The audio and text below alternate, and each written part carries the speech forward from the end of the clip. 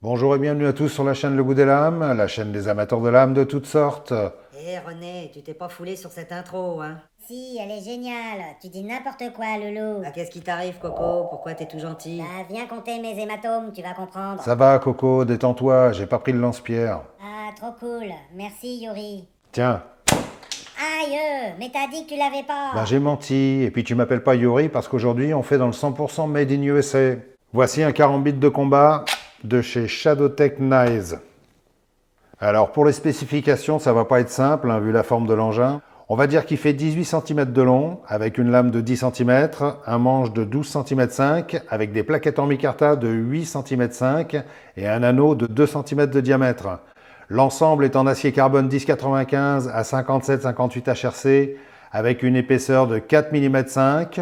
Son poids est de 210 grammes seul et 285 grammes avec son étui Kydex et son clip de ceinture. Et sa forme, bon bah tout le monde a compris, hein, c'est un carambit et pas n'importe quoi. C'est pas un truc pour faire joujou en jonglant avec devant sa glace, hein. C'est du méchant, du hargneux, du fait pour faire très bobo au méchant. C'est pas pour les neuneux, alors. Tu cherches les problèmes, Coco. Non, mais je parle pas de lui, hein. Bon, je vais rassurer tout de suite les pleureuses et les bisounours d'Instagram et de YouTube. Ce couteau ne m'appartient pas, il est à un vieux pote, un ancien camarade de l'armée qui a enseigné longtemps le penchak silat aux forces de l'ordre et aux professionnels de la sécurité et qui a même été un des précurseurs en France dans ce domaine. Pour ceux qui ne connaissent pas le penchak silat, c'est un art martial originaire d'Indonésie assez redoutable qui fait appel à des techniques d'attaque très méchantes, notamment avec armes, couteaux, bâtons et plus ou moins tout ce qui tombe sous la main. Donc, qui demande une grande maîtrise et beaucoup d'entraînement. C'est pas pour les neuneux, Bon, maintenant, 20 ans plus tard, c'est devenu un sport de combat à part entière, beaucoup plus civilisé et ouvert à tous, même les pleureuses. Mais au début, quand j'ai connu ça, c'était vraiment pas à la portée de tout le monde. D'ailleurs, c'était même pas accessible au public. Je ne vais pas m'éterniser sur ce sujet, il suffit de faire quelques recherches sur Google. Mais ce qu'il faut savoir, c'est que les carambits viennent de la région indonésienne et les techniques de combat au carambit viennent du penchak silat, entre autres. Hein, parce qu'il y a aussi plein d'autres armes et plein d'autres techniques des îles avoisinantes. Donc, mon ami qui est un grand amateur de ce type de lame m'a confié ce modèle en me disant « Vas-y, teste-le à fond pour voir ce qu'il a dans le ventre ». Alors, les 5 premières secondes, je me suis demandé à qui il parlait, hein, ou de qui il parlait surtout. Et pour pas passer pour un con, j'ai pas osé lui demander, mais vu le type de couteau, il y a de quoi douter quand même. Hein. Et j'ai compris qu'il parlait de ce combat de carambit. Donc, quoi qu'il en soit, ça m'a permis de découvrir cette marque Shadowtech Knives, que je ne connaissais pas du tout, mais alors, mais pas du tout.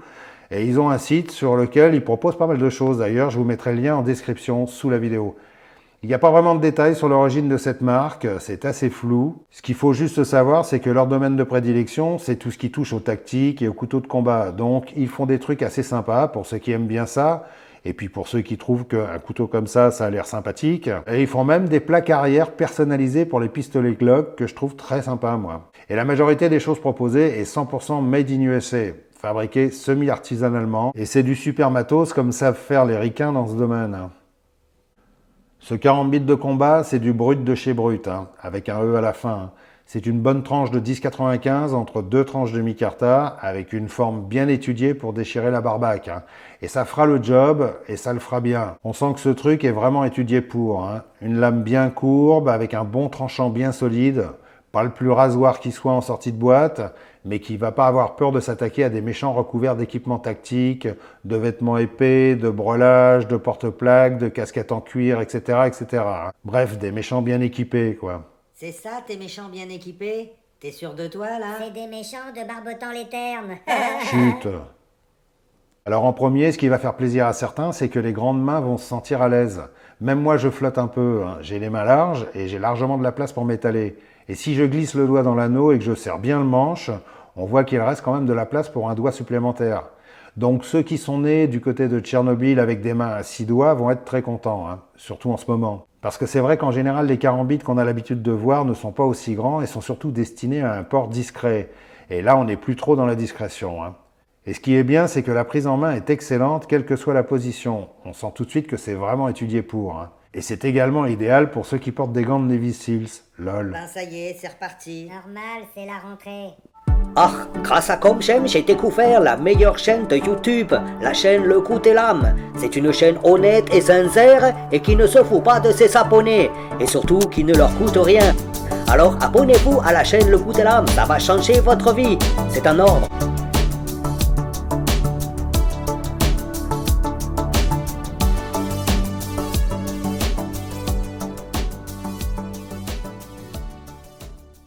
Tout le métal est recouvert d'un coating noir granuleux, comme on trouve chez Essie, Ka-Bar, Tops Knives, Ontario, tous les couteliers américains qui utilisent du 1095.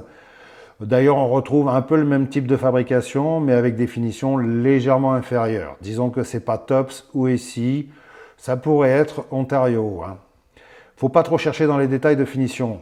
C'est bien fabriqué, bien assemblé, super solide, mais on sent que c'est pas fabriqué pour faire le kéké devant sa cam. Par exemple, en regardant le contre-tranchant sur la pointe, on voit qu'il est affûté, mais bon, c'est pas super bien fait et on voit que c'est pas fait pour couper le pâté. C'est fait pour passer à travers du costaud, du balèze ou une bonne couche de graisse comme on trouve beaucoup aux USA. Il y a du bonding pink sur la garde, un ergot sur l'anneau à l'arrière pour péter des dents ou des vitres au choix. Ça respire l'engin de guerre. Par exemple, ça va être difficile de faire croire que c'est votre couteau de chantier et qu'il est fait pour ouvrir des sacs de ciment ou dénuder des fils électriques. Alors, comme mon ami m'a demandé de le tester à fond, et vu que j'ai pas trop compris ce qu'il voulait dire, donc j'ai fait ce que j'ai pu en fonction de ce que je sais faire, lol. Et autant le dire tout de suite à ceux qui aiment pique-niquer dans les bois et ceux qui aiment faire de la cuisine avec leur couteau de poche, ils risquent d'être un peu déçus. C'est pas le couteau qui sera le plus pratique au moment de l'apéro, et encore moins dans les tâches cuisinières. J'ai poussé ce couteau dans ses limites, j'ai même parfois frôlé la catastrophe sur des tâches extrêmement périlleuses, à ne surtout pas imiter. Eh René, t'as pas l'impression de te foutre un peu des gens là? Pourquoi? Extrêmement périlleuse. Elle est bonne, celle-là. Tiens. Et celle-là, elle est bonne? Aïe. Tu l'as bien cherché, Coco, hein? Bon, ok, je veux bien reconnaître que je n'ai pas pris des risques inconsidérés, mais quand même, j'ai des doigts qui auraient pu y passer. Ouais, ben les 10 doigts alors, ça m'arrangerait. Bref, je préfère quand même le dire pour des raisons de sécurité, n'imitez surtout pas ce que je fais. Et sinon, tout ce que je peux dire sur ce couteau après cette rude mise à l'épreuve, c'est qu'il est redoutablement solide et très efficace, mais pas dans une cuisine. Et pourtant, j'ai fait des tests poussés, et comme je n'avais pas de méchant sous la main, je lui ai quand même fait affronter une pomme golden. Ce sont les plus féroces, et il s'en est très moyennement sorti. On voit que c'est pas du tout son truc. Par contre, pour des choses comme couper de la ficelle ou déchiqueter du papier, là, ça va, il arrive à s'en sortir plus ou moins honorablement. Plutôt moins que plus. Mais bon, on sent qu'il n'est pas là pour ça. L'étui en Kydex est d'excellente qualité, il est très bien moulé, la rétention est excellente, il n'y a aucun jeu, aucun bruit, il y a des œillets bien épais tout autour qui vont permettre de le fixer dans la position qu'on veut. Le clip ceinture fourni est en Kydex aussi, fixé par 2 vis, mais il comporte 4 trous. C'est un système simple et efficace, mais ceux qui veulent un système plus élaboré pourront facilement adapter un T-Clock ou autre. Alors pour conclure sur ce carambit, je le trouve plutôt sympa, pour peu qu'on puisse trouver ce genre de lame sympathique, c'est pas le but non plus. Si vous aimez ce type de couteau et que vous avez de grandes mains, vous pouvez y aller sans problème.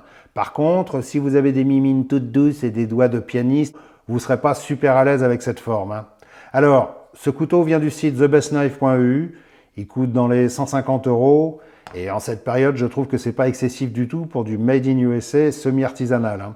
D'ailleurs, il y a plusieurs autres modèles de la marque sur le site, mais j'ai vu que ce modèle-là et d'autres d'ailleurs ne sont plus référencés sur le site Shadowtech. J'en conclus donc que ce sont les derniers exemplaires en circulation, et comme ce n'est pas de la grande diffusion, pour ceux que ça intéresse, je vous conseille de ne pas hésiter trop longtemps. Voilà, je vous remercie d'avoir regardé cette vidéo. Si elle vous a intéressé, faites-le savoir en mettant le pouce de la paix, tant qu'à faire. Pour ceux qui ne le sont pas encore, abonnez-vous et activez les notifications. N'hésitez pas à aller jeter un coup d'œil dans la partie description sous la vidéo, vous y trouverez tous les liens et renseignements utiles. Je le dis à chaque fois, mais beaucoup de gens n'ont toujours pas le réflexe d'aller voir, ou même ne savent même pas qu'il y a une partie description sous les vidéos. Donc c'est bien de le rappeler de temps en temps. J'ai encore beaucoup de choses à vous montrer, des couteaux très sympas et pas mal d'autres choses aussi. En attendant, gardez les yeux bien ouverts. Je pense que maintenant vous avez tous compris qu'il faut rester très vigilant, qu'on n'est plus trop dans le monde des bisounours, à part certains qui y croient encore. Donc il faut faire attention à bien regarder autour de vous et ne pas se laisser endormir, et surtout prendre bien soin de vous et veiller sur vos proches tout en restant fluide et bien affûté. Salut!